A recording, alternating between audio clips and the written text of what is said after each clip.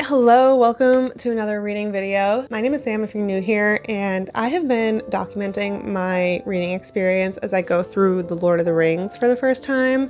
As somebody who grew up on the movies and really adores the fantasy genre, but has never read the books. So I already did a video on The Fellowship and The Two Towers if you want to check that out. But basically, Fellowship was really touch and go. I tried to enjoy the descriptions as much as I could to really appreciate them, but there was a lot of description in that book. However, I did get more invested as I was reading The Two Towers. I'm just really excited to be getting to the final book and dedicating some time the next few days to reading this. There will be no spoilers in this video. There will be timestamps in the description box as well. Feel free to jump around as much as you'd like. And with that, welcome to the vlog.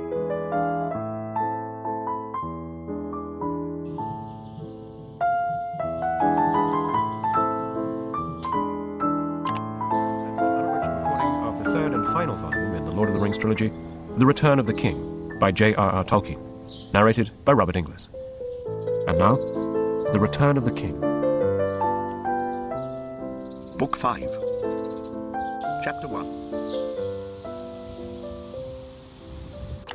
I think this is the first official clip for the Return of the King vlog, so welcome if I haven't said it officially. I picked up 2 copies from the library. The difference in the weight, this hardback is so heavy, but I just wanted to compare the copies because eventually I might consider purchasing these. Oh, Bean is going to join you on the windowsill. Excuse me, Bean. Thank you. This paperback version is the same as the Fellowship and the Two Towers versions that I've been reading. It feels pretty lightweight. I think it's a good compromise in terms of it's not super squat and chunky, but it's not so big and heavy. I wish I knew how to refer to these.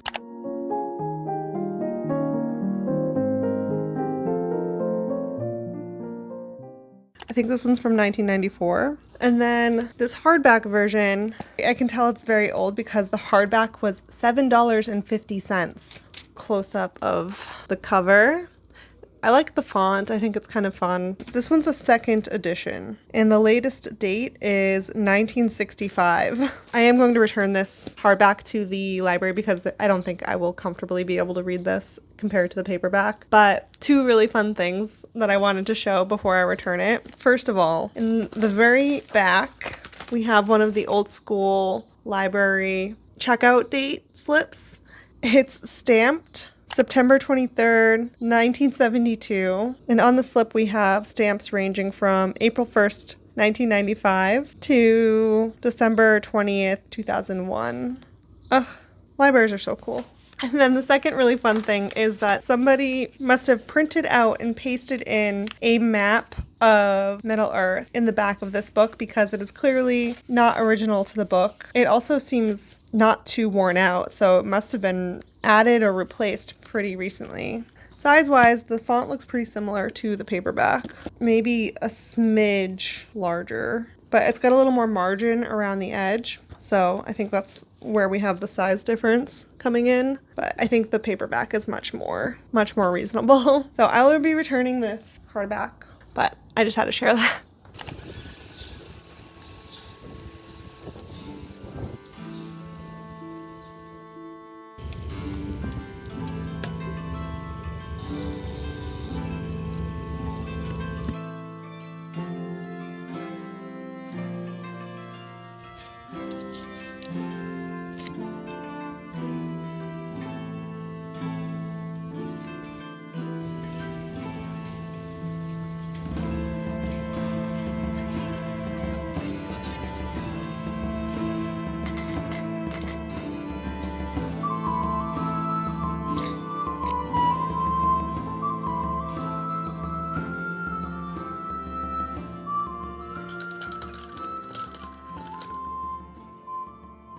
It's been a few days, so let's catch up. I did do another run to the library. I picked up When the Tiger Came Down the Mountain by Niveau. This is part of this author's series of novellas, and I believe they're all standalones. I read the first one so long ago. It's very lyrical. I found it difficult to follow the plot a little bit in the first one, but that might have been because I was a little bit distracted at the time. So I wanted to give the series another go, even though it's been a minute. And then I also picked up Giovanni's Room by James Baldwin. I've been meaning to read more James Baldwin for a long time. I read my first by him in January, The Fire Next Time, and that was really stunning. The way Baldwin expresses himself and articulates is just next level. And then in terms of Return of the King, I am currently at 17%. I've been reading it before bed, making little chunks of progress at a time. I do have some sewing to do, so I think I'm going to continue listening to the audiobook. I'm listening to the Rob Ingalls narration again, which is the same as I did for Two Towers. I think by the third book now I'm really kind of in it. I'm like flowing with the writing style, with the narration. I kind of know what to expect every time I pick it up, and that has made it a bit easier. There was definitely an adjustment period in reading the first book, and then again adjusting with the narrator in the second book because I did listen to a different narrator in the first book. I'm finally, I think, getting into the swing of it with Tolkien's writing. We got to see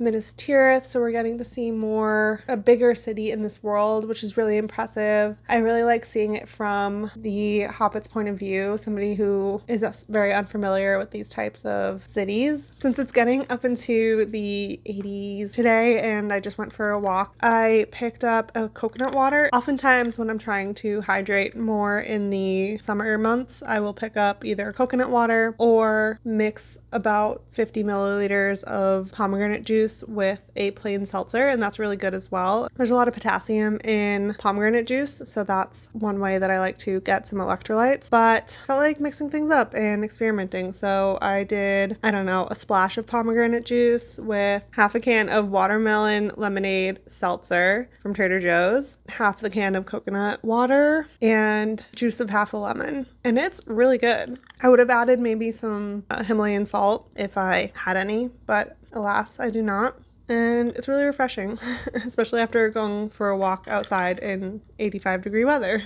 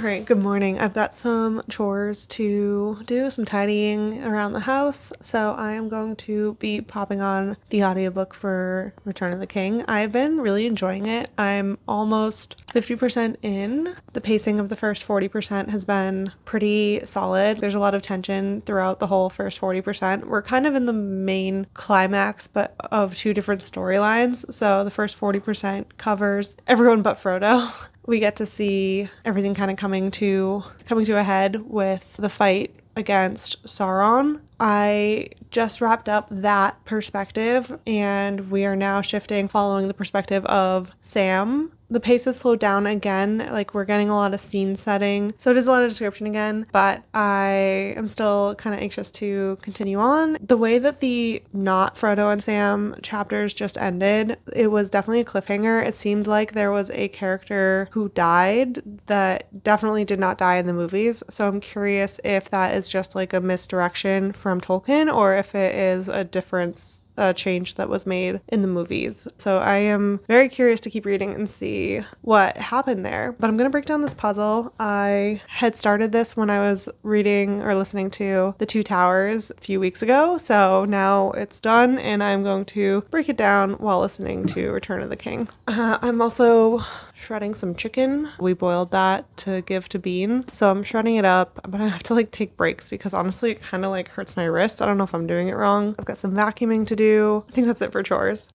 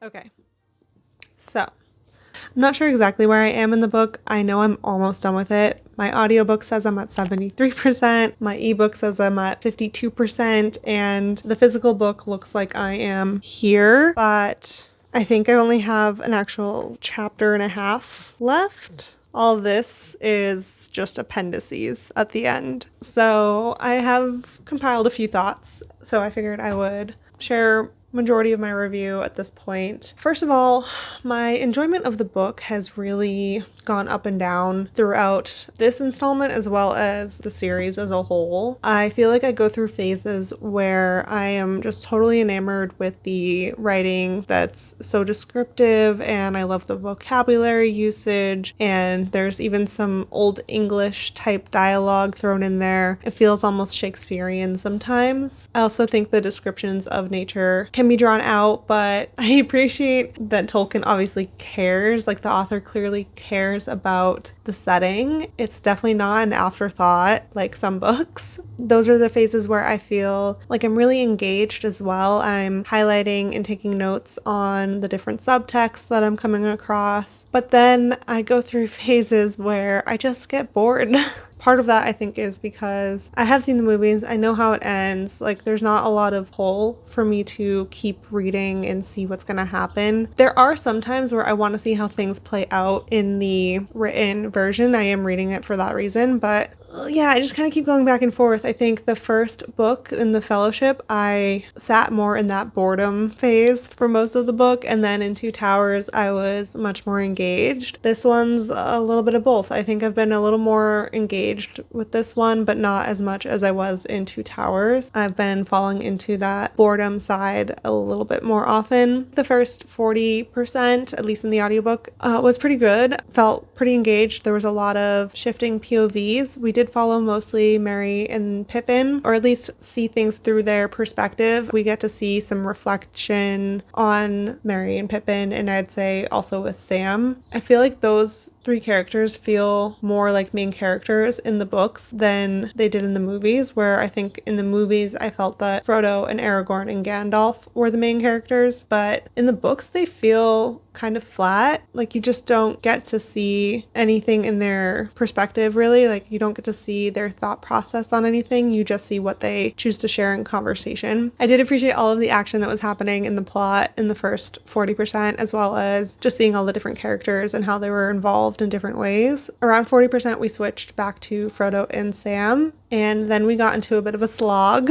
where there was a lot of description, just a lot of walking and trying to get up and down different terrains. And that's where I started to, get less engaged and stop caring as much, unfortunately. Around 60%, we had our penultimate climax of the quest, got to transition to this sort of resolution phase of the book where everything's coming to the close. And I like how this is being done because it's not lingering too long on any one character. It's fun to actually revisit some of the characters that I thought we were not going to see again. All the different characters that we met along the way going into the adventure, we now get to see most of them coming out of the adventure. So that's just been such a delight. And then this past chapter I've been reading, it's introducing a new sub-conflict. So it's a much more small scale, much more local conflict. I'm curious to see how the hobbits are going to deal with it now that they have all their worldly experience. And this is fun, especially because it's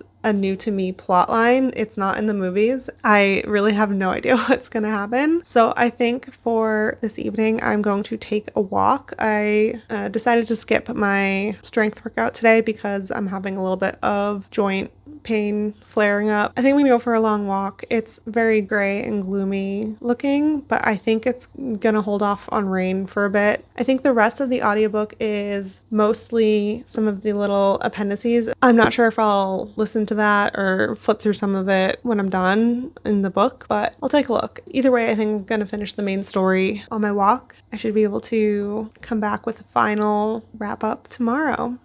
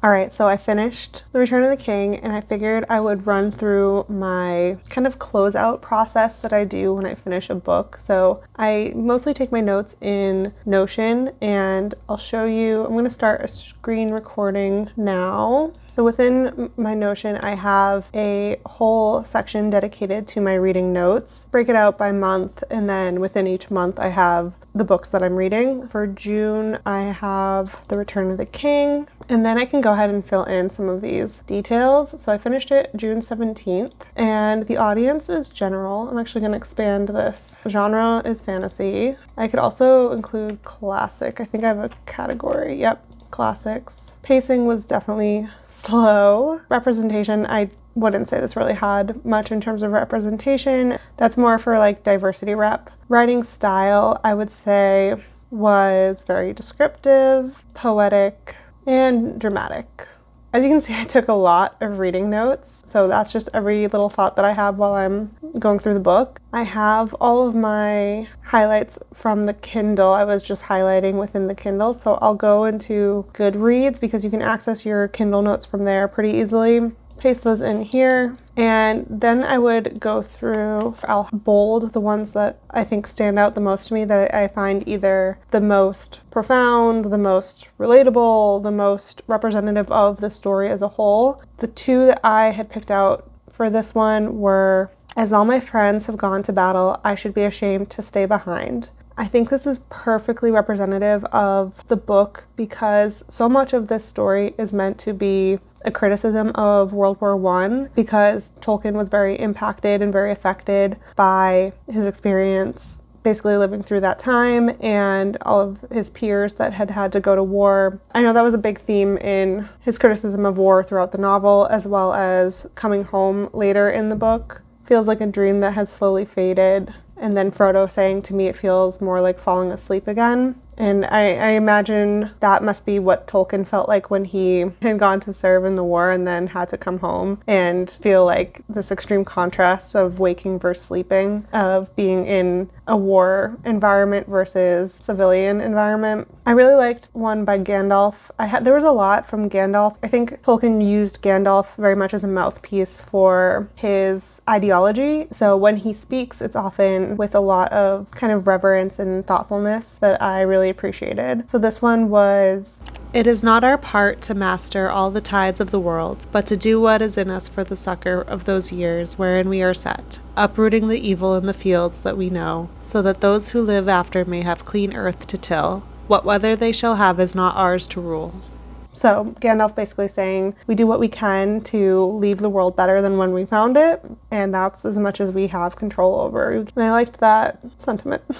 And of course it's worded so beautifully. Themes were definitely war, returning home, leadership was a big part of it. I think there was a lot of examples of really strong leadership in this installment, specifically between Aragorn, I'd say even Faramir, Theoden, Éomer.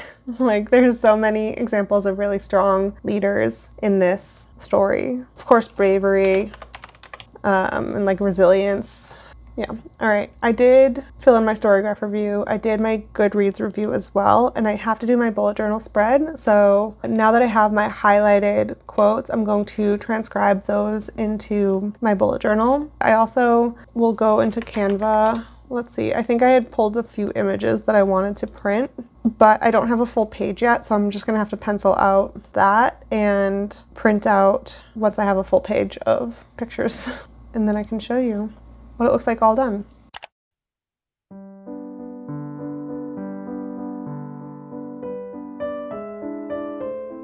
That brings us to my bullet journal. The lighting might look a little strange here because as soon as I set up to film this, a massive rainstorm started coming down and the whole sky got very dark. It was rather atmospheric. So I'll share my final thoughts on my Lord of the Rings reading experience overall, which really had its highs and lows, but overall the books have aged really well in my mind, and I'm so glad that I took the time to read them. I can see where a lot of influence has been taken in contemporary fantasy, and I can also see where Tolkien was likely influenced by English and Celtic folklore. I feel like I have finally filled a big gap in my reading repertoire. The audiobooks were a huge help, and if you have the option available, I highly recommend listening to the versions narrated by Andy Serkis. They are slightly longer than Rob Engel's narration. However, I think he gives the characters a lot more life, and I suspect I would have had a little more fun if I had gotten to listen to him for the second and third books. As far as the appendices go, I chose not to read them at this time because I do plan on eventually rereading these books,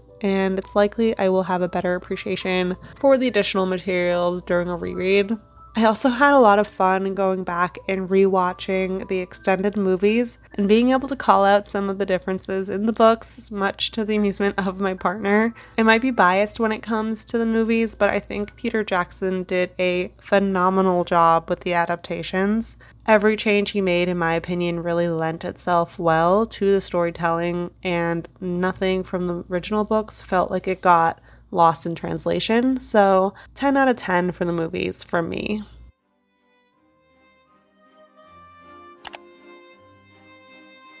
The next day, I was able to print out my photos. I usually do this for any book that has strong atmosphere or setting that I want to showcase. This is a pretty typical setup for how I usually enter my books into my bullet journal, with the page count, the year of publication, a couple of quotes, and sometimes a few photos. So thank you so much for watching. Please like the video if you enjoyed, subscribe if you'd like to see more, and I will see you in another video soon.